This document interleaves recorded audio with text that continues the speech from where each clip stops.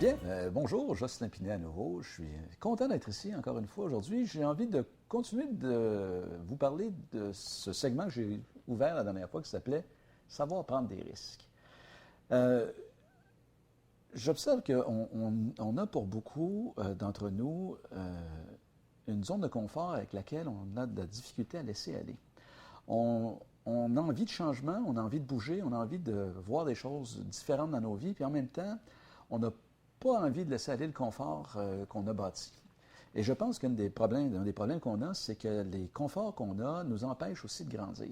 C'est un peu le concept que j'abordais la dernière fois. Vous vous souvenez peut-être, ceux d'entre vous qui l'avaient vu avec le crabe qui doit sortir de sa carapace pour grandir. Fait que ce que je veux aborder aujourd'hui, c'est un peu les croyances qu'on a puis les convictions que si on change, ça va être pire. Je pense que souvent, on a la... Tiens, je vous donne un exemple. Si je vous dis, je pense que je vais gagner à l'auto demain. J'ai le sentiment que je vais gagner à la loterie demain. Je suis pas mal convaincu de ça. Il y a des chances que vous me dites, bon, écoute, là, tu rêves. Mais si je vous dis, hey, moi, je pense que je vais avoir un accident demain, je pense que je vais avoir un gros accident d'auto, qu'est-ce que vous risquez de me dire? Ben voyons donc, dis pas ça. C'est intéressant, ça. Comment ça se fait si je dis quelque chose de négatif? Ouais, il ne faut pas que tu dises ça, ça peut arriver. Mais si je dis quelque chose de positif, gagner de l'argent, ah là, non, écoute, ça n'arrivera jamais. C'est intéressant. Alors, je pense qu'on a, vous et moi, des croyances ancrées assez fortes qu'on n'a pas beaucoup de contrôle sur nos vies. Et c'est là-dessus que je veux un petit peu discuter. La façon dont on vit notre vie est un choix. Ce n'est pas imposé par l'environnement. On a des choix qu'on peut faire. Et une grande partie de nos choix, c'est en fonction de nos envies. Alors, si demain matin, il y a une bonne fille, quand vous vous levez le matin, qui arrive avec sa baguette magique et qui vous dit, Jocelyn, je peux te donner la vie que tu veux. Tu peux là, avoir exactement ce que tu veux, comme tu veux au niveau professionnel, santé, finances, relations personnelles, sexuelles, tout ce que tu veux, tu as exactement la vie que tu veux. Il y a une condition, par contre, il faut que tu me dises ça dans une minute. Tu as une minute pour me dire ça, coup de baguette magique, je te donne la vie que tu veux. Combien d'entre nous sont capables de dire à la bonne fille, voici mon histoire, voilà ce que je veux, et que je suis capable de le faire dans une minute? Pas beaucoup. Je pense qu'un des problèmes, c'est ça, c'est qu'on n'a pas vraiment une vision claire de qu'est-ce qu'on veut dans la vie, et donc on prend les circonstances qui arrivent, on se contente souvent de ce qu'on a en disant c'est correct, mais entre correct et exactement ce que je veux, l'écart des fois est assez grand. Alors, une question que je pose, c'est est-ce qu'on a la vie qu'on veut ou la vie qu'on a? Et si la vie qu'on a n'est pas la vie qu'on veut, comment on fait pour fermer les écarts entre ça? Et donc, c'est un peu des pistes que je vais explorer. Donc, les croyances qu'on a font que souvent, on a comment dire, c'est même pas des certitudes, on les questionne même pas. Je vais vous donner une analogie de mon livre, qui est celle du singe. On a fait une expérience dans un zoo en mettant 3 singes dans une cage. Un beau régime de bananes dans le coin de la cage. Quand les 3 singes, au moins des 3 singes, essayaient d'aller prendre des bananes dans le régime de bananes, on leur lançait une douche d'eau froide, on les arrosait. Alors, les singes, rapidement, ont compris que ça ne servait à rien. Dès que tu essayais d'aller chercher les bananes, ils se faisaient arroser. Ils laissent les bananes tranquilles. Une fois qu'ils ont compris ça, on prend un des 3 singes, on le sort et on met un nouveau singe. Ce nouveau singe-là voit les bananes, veut aller voir les bananes. Les 2 autres qui ont reçu des douches sautent sur le singe, le tabassent. Hey, on ne veut pas de douche froide, nous autres, ne touchent pas à ça. Ça va vite que le nouveau singe a compris, je ne touche pas aux bananes. Une fois qu'il a compris ça, on sort un des 2 singes originaux qui restent, on le remplace par un nouveau singe. Et quand celui-là voit les bananes, les 2 autres, celui qui a eu des douches froides et celui qui s'est fait tabasser, sautent sur le nouveau qui vient d'arriver, ne touche pas aux bananes, on ne veut pas. Hein? Et une fois que ça s'est compris, on sort le dernier des singes originaux, on le remplace par un nouveau singe. Là, on a 3 singes qui n'ont jamais reçu de douche froide. Et quand ce nouveau singe-là va aller chercher les bananes, les 2 autres sortent dessus, ils donnent des coups de poing en disant « touche pas aux bananes ». Mais il n'y a aucun des singes qui a reçu une douche froide. Ils ont juste appris que si tu essaies d'aller chercher les bananes, il y a quelqu'un qui te sort dessus. Alors, la question que je me pose, c'est combien de choses dans notre vie qui sont l'équivalent de bananes qu'on pense qu'on n'a pas accès, on n'a pas le droit d'avoir, on a appris qu'on ne pouvait pas faire ça, qui sont juste parce que c'est nos parents nous ont dit ça, nos éducateurs, nos amis, leurs croyances à eux autres, qui nous limitent, nous, avec une certitude que ça ne peut pas être autrement. C'est ça qu'il faut remettre en question. C'est beaucoup, quelles sont les certitudes qu'on a? Et c'est un peu l'image d'une transformation. Quand on a des conditions qu'on veut changer, et des circonstances dans notre vie qui ne font pas notre affaire, pour moi, c'est un peu comme un examen. C'est-à-dire que je pense qu'on est ici sur Terre pour grandir. Non, vous savez, les enfants, on le voit, on les développe, on les instruit, on les éduque, on leur donne toutes sortes de façons de grandir et de se développer. Et on a l'impression qu'on a rendu, je ne sais pas moi, à 20 ans ou à 25 ans, là, c'est fini, tu n'as plus rien à apprendre, à part les leçons difficiles de la vie. Tu vas voir, tu vas apprendre, mon petit gars. Mais je pense que la vie, en fait, on est ici pour grandir de façon continue. et que la vie nous envoie régulièrement des examens, si vous voulez, des petits tests pour voir où est-ce que tu es rendu là-dedans. Moi, ce que j'ai appris, c'est que quand tu as passé l'examen, quand c'est réglé cette affaire-là, ça ne revient plus, c'est disparu. Alors, quand on a des conditions qui reviennent tout le temps, c'est parce qu'on n'a pas encore réglé cette affaire-là. Alors, des fois, quand on veut le régler, on essaie de différentes façons, puis on n'y arrive pas toujours. C'est, dans mon livre, l'analogie de la chenille. Une chenille, si elle change, elle va juste être plus grosse, plus gras, plus belle, plus de couleurs, plus de pattes, etc. C'est toujours une chenille. Elle se transforme quand elle devient papillon. Et je parle ici d'une transformation, c'est-à-dire d'un état différent.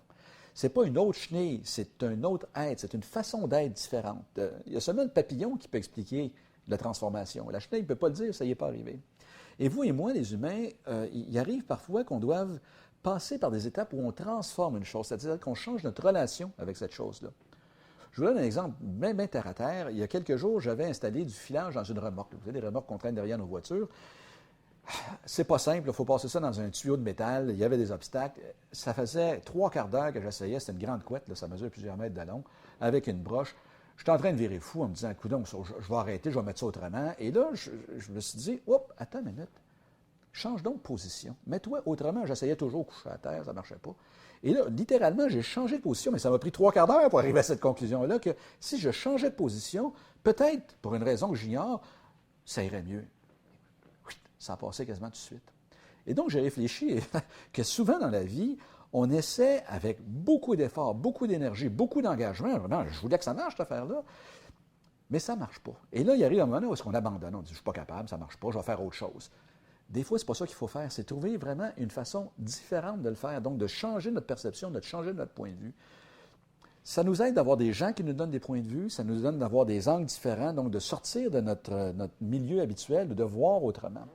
C'est une des difficultés aussi, c'est que on entretient souvent le même genre de conversation. Alors, une des choses que j'observe, moi, c'est si on veut changer quelque chose, qu'est-ce que je dis à propos de cette chose-là? Est-ce que je m'argumente pour les limites? Est-ce que je dis que c'est impossible? Est-ce que je fréquente des gens où je demande à des gens qui me confortent dans l'impossibilité? Ou au contraire, est-ce que je cherche des gens qui vont me challenger, qui vont me mettre au défi, qui vont me dire « Hey, c'est possible, je l'ai déjà vu. » Et donc, regardons quelles sont les conversations que j'ai, qu'est-ce que je dis. Si j'argumente pour les limites, c'est sûr que c'est ce que je vais avoir. Hein? Si j'argumente pour les possibilités, c'est ce que je vais possiblement avoir. C'est une façon, dans notre langage, de créer le futur.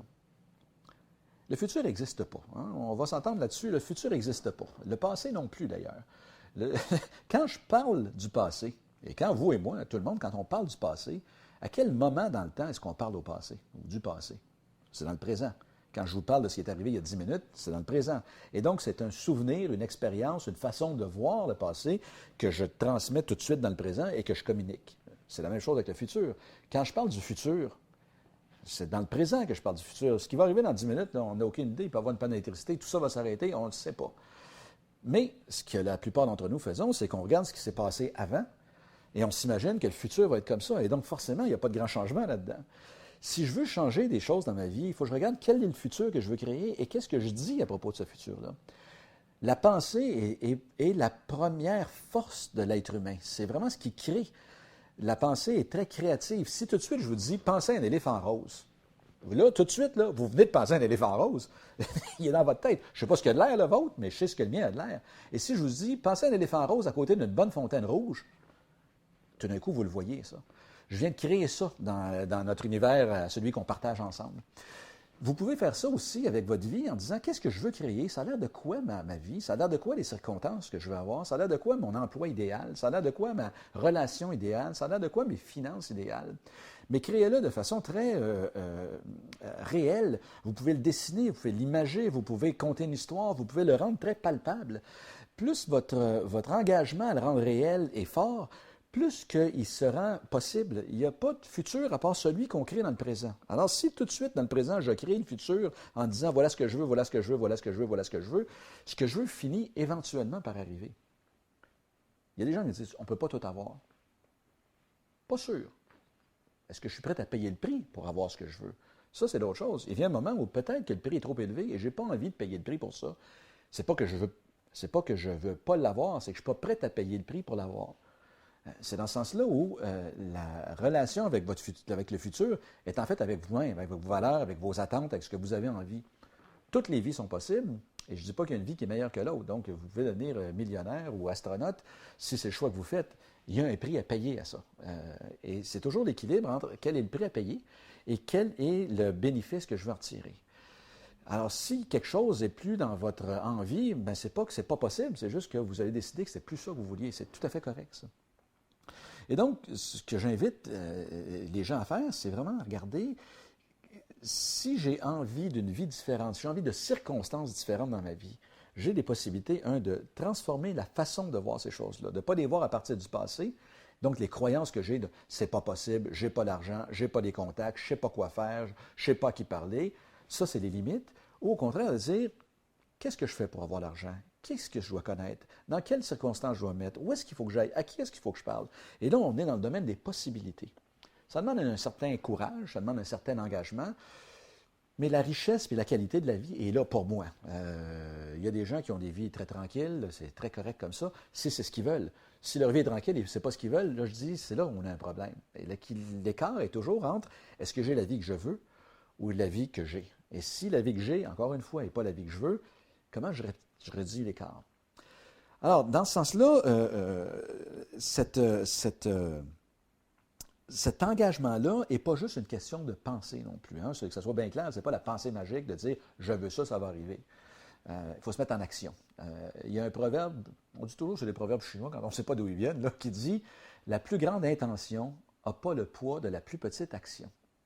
Je le répète, la plus grande intention n'a pas le poids de la plus petite action.